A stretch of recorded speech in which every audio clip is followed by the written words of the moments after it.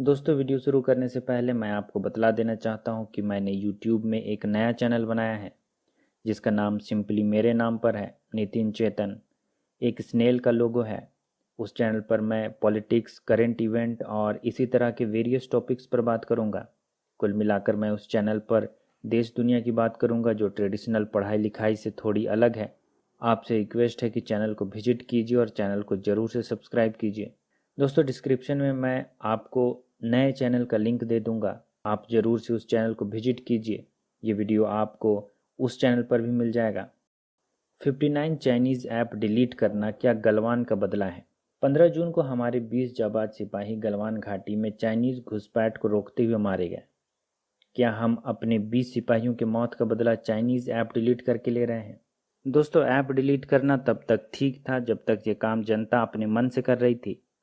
हम ये समझ सकते हैं कि जनता भावनाओं में बह जाती है, और जब जनता अपने स्तर पर चाइना का विरोध करते हुए ऐसा कर रही थी तब तक ये ठीक था, सेंटिमेंट का सवाल था। देश भावना में लोग ऐसा कर रहे थे, हम ऐसा कह सकते हैं।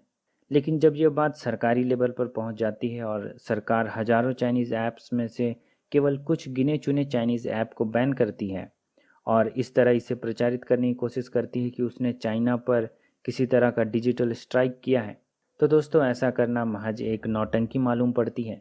असल में हम चाइना और पाकिस्तान को एक और मौका दे रहे हैं कि वो हमारी फौज का मजाक बना सके। ऐप्स बैन करके सरकार ने जनता के सेंटीमेंट को मात्र संतुष्ट करने का यहाँ पर काम किया है। सरकार का फैसला आधारहीन है और सरकार ने ऐसा कदम मात्र इसलिए उठाया है कि वो अपने वोटर्स के सामने कमज़ोर न दिखाई दे।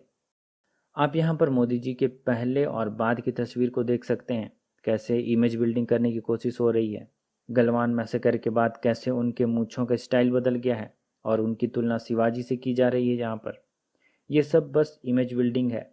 दोस्तों, क्या अब हम वर्चुअल रियलिटी में जी रहे हैं?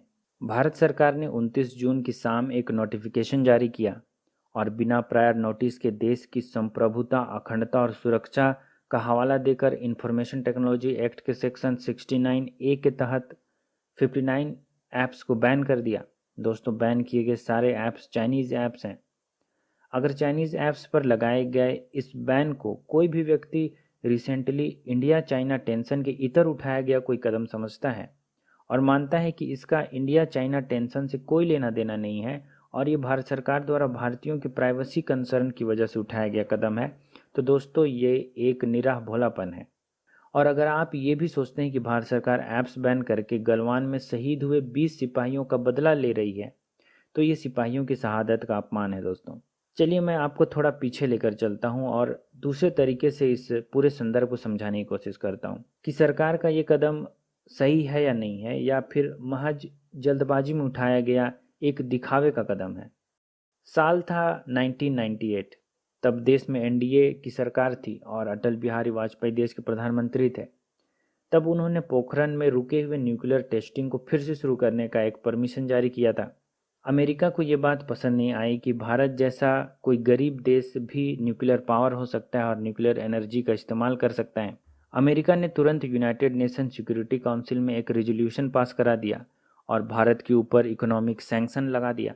अमेरिका और जापान ने भारत के साथ अपने सारे व्यापारिक रिश्ते तोड़ दिए।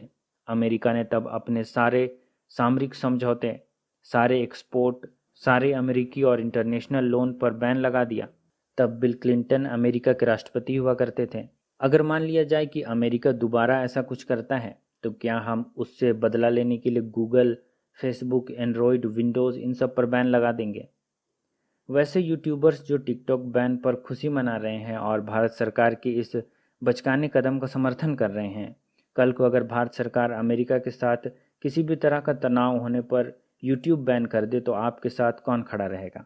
दोस्तों, एक बात ये भी जान लीजिए कि टिकटॉक बैन होने पर जितना नुकसान चीनियों का होगा उससे कहीं अधिक नुकसान भारतीयों का होगा। कई भारतीयों ने 3-4 साल मेहनत करके टिकटॉक पर करियर बनाया था और जो पूरी तरह से इनकम के लिए इसी पर निर्भर थे, उनकी ज़िंदगी पर तो इस बैन से भूचाल आ गया होगा। अगर टिकटॉक जैसे ऐप बैन करके हमें लगता है कि हमने कोई बहुत बड़ा तीर मार दिया है और चाइना में किसी तरह का डिजिटल स्ट्राइक कर दिया है, तो दोस्तों आपको बिल्कुल गलत लगता है। आप किसी तरह के सरकारी प्रोपेगेंडा के शिकार हैं। दोस्तों, भारत में चारों तरफ केवल इसी की चर्चा है। सारे बड़े छोटे इंडियन न्यूज़ सोर्सेस पर ये मामला हेडलाइन बना रही है। अगर आपको चाइना के खिलाफ कोई सैन्य कार्रवाई नहीं करनी है तो कम से कम इस तरह की चीज़ें भी मत कीजिए जिससे देश का मजाक बनता हो अंतर्राष्ट्रीय स्तर पर। दोस्तों, ये बतलाने की ज़रूरत नहीं है कि इन ऐप्स के इर्द गिर्द भी एक इकोनॉमी का निर्माण होता है और आज की तारीख में जब कोई फैसला अचानक से आता है तो इससे एक बड़ी आबादी प्रभावित होती है। खासकर जब सरकार कोई भी फैसला झटके से करती है तो इसका एक बहुत ही बुरा प्रभाव अर्थव्यवस्था पर पड़ता है, इसका बहुत ही बुरा प्रभाव आम जनजीवन पर पड़ता है। मेरा मानना है कि ऐप्स बैन करने का नुकसान भारतीयों को ही ज़्यादा होगा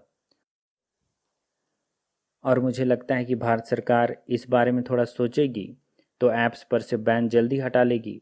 मुझे ज़्यादा लंबे समय तक बैन इम्प्लीमेंटेशन किया जा सकेगा ऐसा नहीं दिखाई पड़ता है। लेकिन कुछ भी हो, ये फैसला करना तो खुद सरकार का ही काम है। दोस्तों, आप मुझे कमेंट करके बताएं कि आप मानते हैं कि ऐप्स बैन करना कोई जायज़ कदम मालूम पड़ता है और क्या आप सच में मानते हैं कि भारत सरकार ने ये कदम डेटा प्राइवेसी के लिए उठाया है। दोस्तों, आज के लिए बस इतना ही। उम्मीद करता हूँ कि ये वीडियो आपको पसंद आया होगा। वीडियो अगर पसंद आए तो वीडियो को लाइक कीजिए, शेयर कीजिए और चैनल को सब्सक्राइब कीजिए, क्योंकि जब भी आप हमारे चैनल को लाइक, शेयर और सब्सक्राइब करते हैं तो इससे हमें बड़ी प्रेरणा मिलती है नए वीडियो बनाने में। वीडियो देखने के लिए आपका धन्यवाद।